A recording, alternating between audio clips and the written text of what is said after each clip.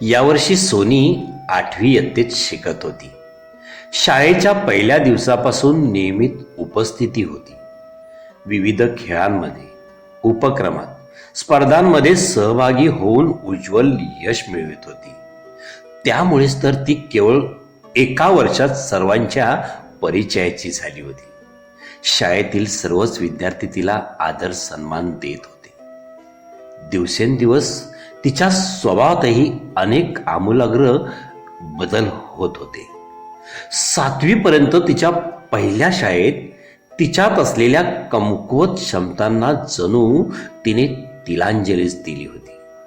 हे सारे न कळतपणे तिच्यात बदल घडून येत होते. बालपणापासूनच एकलकोंडी स्वभाव असलेल्या, अर्थात कोणातही न मिसळणे, कोणाच्याही घरीदारी न जाणे, हे दुर्गुण तिच्यात अगदी ओतप्रोत असेच भरलेले होते. ते आता नाहीसे होत होते.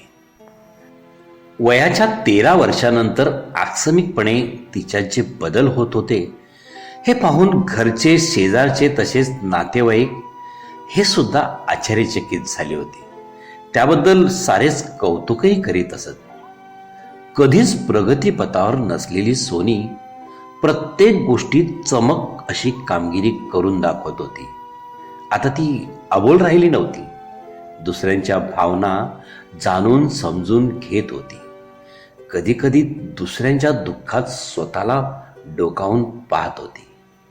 जुन्या आठवणी जाग्या होताच वाईट अनुभवांना झिडकारा शिकली होती.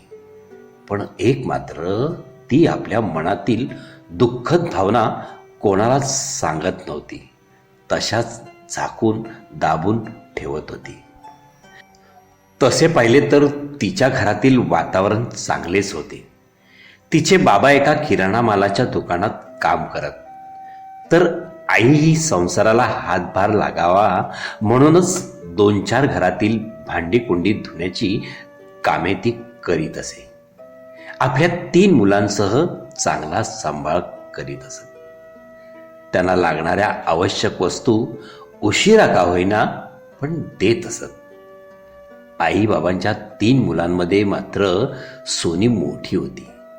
ती आपल्या घरातील आर्थिक परिस्थितीचा बारकाईने विचार करत असे.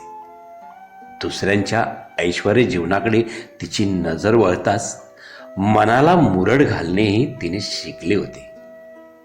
आता तिने मनोमनी स्वतःला बदलायचे ठरवले होते.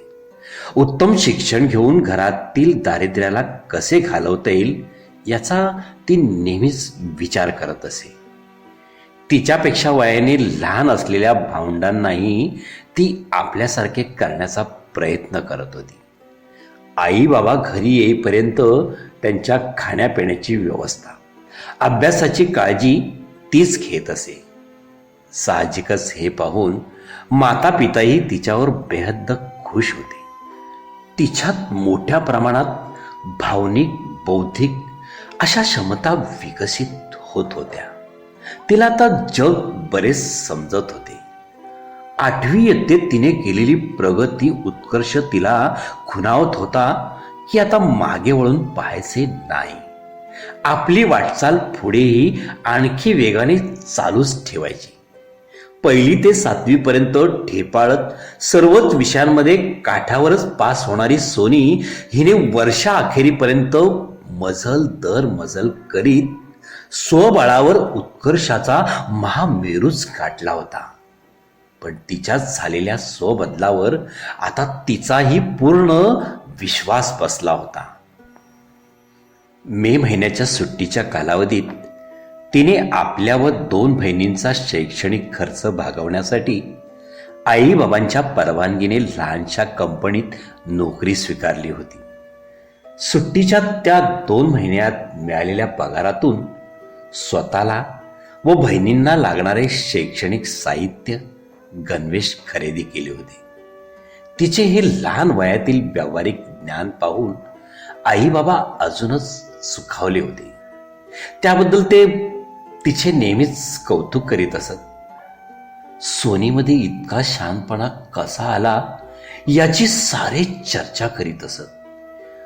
नियती सुद्धा तिच्या विचारांना चांगलीच साथ देत होती.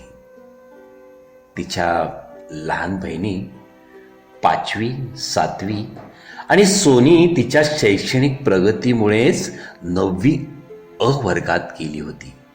तिला आता आभाळ ठेंगणे झाल्यासारखे वाटत होते.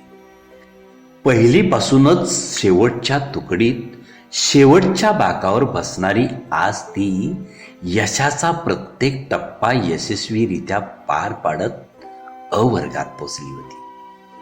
ती एवढ्यावरच थांबली नव्हती.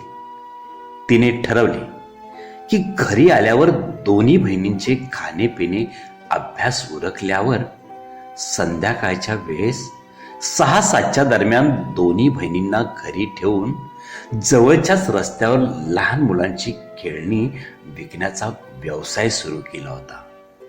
आणि अगदी रात्री उशिरापर्यंत घरातील सर्वच माणसे झोपल्यावर आपला दररोजचा अभ्यास पूर्ण करत असे. पण ठरल्या वेळेप्रमाणे सकाळी उठून बहिणींना सोबत शाळेत घेऊन जात असे. दिवसभराचे अगदी गडबडीचे असेच तिचे नियोजन होते. पण ते तिच्या अंगवळणीस पडले होते. मात्र हे करत असताना तिचे खाण्यापिण्याकडे आणि महत्वाचे म्हणजे झोपेकडे दुर्लक्षच झाले होते. पण तिच्यात कसलीच कुरबुर कुजबूज अजिबात नव्हतीच. मात्र तिच्या आईबाबांचे चांगलेच लक्ष होते. तिला ते तब्येतीची काळजी घेण्याचे आवर्जून सांगत असत. असे असताना सोनी मात्र कानाडोळा करून आपल्या ठरलेल्या नियोजनात कसलाच बदल करत नसे. 9वीच्या इयत्तेतही अगदी पहिल्या परीक्षेपासून सामायिक दुसऱ्या घटक चाचणीपर्यंत अन विविध उपक्रमातही उत्तम यश दाखवण्याचे सोडले नव्हतेच. उरली होती त्या वर्षीची अंतिम परीक्षा, म्हणजेच वार्षिक परीक्षा. पुढील वर्षी ती निश्चितच 10वीच्या परीक्षेला सामोरे जाणार होती. 15 दिवसा अगोदरच वार्षिक परीक्षेचे वेळापत्रक जाहीर झाले होते. अन दुसऱ्याच दिवशी सायली ताप थंडीने त्रस्त झाली होती. फॅमिली डॉक्टरांकडे प्राथमिक तपासणी सुद्धा झाली होती. तरीही काही फरक पडत नव्हता. शेवटी आईबाबांनी तिला सरकारी रुग्णालयात दाखल केले होते. ज्यांना ज्यांना तिच्या आजारांविषयी समजले होते असे सारेच तिला भेटून सहानुभूती दर्शवत होते. शाळेतील शिक्षकांनी सुद्धा येऊन तिला धीर दिला होता. वेळेवर औषध पाणी घेऊन आराम करणे. तेव्हा तिचे बाबा सर्वांना सांगायचे, लवकरच बरी होईल पोरगी. डॉक्टरांनी सांगितले, माझी परीक्षा सुरू होणार आहे, मला लवकर बरे व्हायचंय. म्हणूनच तिने आपल्या घरातून सर्व विषयांची पुस्तके मागून पाठांतरात गढून राहायची. परीक्षेच्या 2 दिवसा अगोदरच तिला रुग्णालयातून डिस्चार्ज देण्यात आला होता. आजारपणामुळे बऱ्याच प्रमाणात तिचे शरीर थकल्यासारखे वाटत होते. मानसिक थकवाही तिच्यात स्पष्टपणे दिसत होता. पण तरीही तिने जिद्द सोडली नव्हतीच. काही झाले तरी परीक्षेला बसायचंच या हेतूने दिवस रात्र घरी ती अभ्यास करीत असे. आज मराठी विषयाच्या पहिल्या पेपरसाठी शाळेत हजर झाली होती. थरथरत्या हाताने सोडवण्याचा प्रयत्न करत होती. पण अर्धवटच सोडवला होता. पाठांतर केलेले पटकन लक्षात येत नव्हते. तिच्या डोक्यात नैराश्य थैमान घालत होते. हे तिच्या चेहऱ्यावर दिसून येत होते. शेवटी घरी येऊन दुसऱ्या दिवसाची तयारी सुरू केली होती. पण पहिल्या पेपरामधील झालेल्या चुका, कमी गुण मिळतील याच गोष्टी तिला सतावत होत्या. म्हणूनच ती त्या रात्री झोपलीच नाही. पहाट होताच अंघोळ आटपून सोनी एकटीच दुसऱ्या दिवशी पेपरसाठी निघाली होती. आज काय होईल? मला सर्व प्रश्नांची उत्तरे आठवतील ना, या विचारातच ती गळून गेली होती. काहीच आठवले नाही तर काय करायचे? आणि तिला उपाय सुचला होता. कॉपी करून पेपर सोडवायचा. अतिशय सोपा मार्ग आहे. लागलीच रस्त्याच्या कडेला जाऊन आपल्या वहीतील आवश्यक वाटणारी पाने फाडून काळजीपूर्वक ती खिशात दडवून ठेवली. वर्गात विषयाची प्रश्नपत्रिका मिळताच हळुवारपणे संपूर्ण वाचून काढली. आपल्या खिशात असलेल्या कात्रणात कोणकोणती उत्तरे आहेत हे ती पेन्सिलने अधोरेखित करत होती. लिखाणाला सुरुवात झाली होती, पण सुपरवायझर बाई ज्या जागी उभ्या होत्या तिकडे एक दोन वेळा नजर टाकत हळूच आपल्या खिशातून तिने कागद काढायला सुरुवात केली. आता ती भांबावलेल्या स्थितीतच अगदी आधाशासारखी उत्तरे शोधत होती. त्यामुळेच तर आजूबाजूच्या विद्यार्थ्यांचे तिच्याकडे लक्ष कधीच गेले होते. त्यांच्यात तिच्याविषयी चुळबुळ सुरू झाली होती. याचाच योग्य अंदाज घेत सुपरवायझर बाई सुद्धा अगदी सोनीच्या जवळ पोहोचताच त्यांनी पाहिले की सोनी हताशपणे वहीच्या फाडलेल्या पानात उत्तरे शोधत होती. साहजिकच ती सर्व पाने बाईंनी अगदी आश्चर्याने अलगदपणे सोनीकडून आपल्या ताब्यात घेतली होती. एवढे घडताच कसलाच आरडाओरडा न करता तिला असे वाईट कृत्य पुन्हा करू नकोस असे समजावून उत्तरपत्रिका सोडवण्यासाठी इशारा केला होता.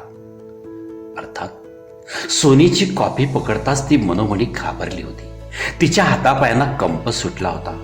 संपूर्ण शरीर ओलसर झाले होते. तिच्यात अपराधीपणाची भावना जागृत झाली होती. आता माझे काही खरे नाही. उद्या सर्व विद्यार्थ्यांच्या समोर मला उभे केले जाईल आणि मी कॉपी केली आहे हे मला सांगावे लागेल. याच भयाने ती शांतच झाली होती. उत्तरपत्रिकेवर काहीच लिहित नव्हती. परीक्षेची वेळ संपताच सोनी मान खाली घालूनच बाहेर पडली होती. सर्व विद्यार्थी तिच्याकडे सतत पाहत होते. आज सोनी कॉपी करताना सापडली असे बोलण्याचे आवाज तिच्या कानावर पडत होते. त्यांच्या कुजबुजीने सोनी आणखीनच व्याकुळ बेचैन होत होती. माझी संपूर्ण शाळेत नाचक्की होईल. माझ्या मैत्रिणी मला नावे ठेवतील. याच विचारात ती रस्त्याने एकटीच चालत होती. काय करावे? आता काय करावे हा प्रश्न तिला सोडतच नव्हता. तोच तिच्या डोक्यात पुन्हा एकदा वाईट विचाराने डोकावले. या अपराधातून निसटण्यासाठी आपण आपला जीवच दिला पाहिजे, पण कसा, कोठे याचा ती विचार करू लागली. क्षणार्धात तोही तिला मार्ग सापडला होता.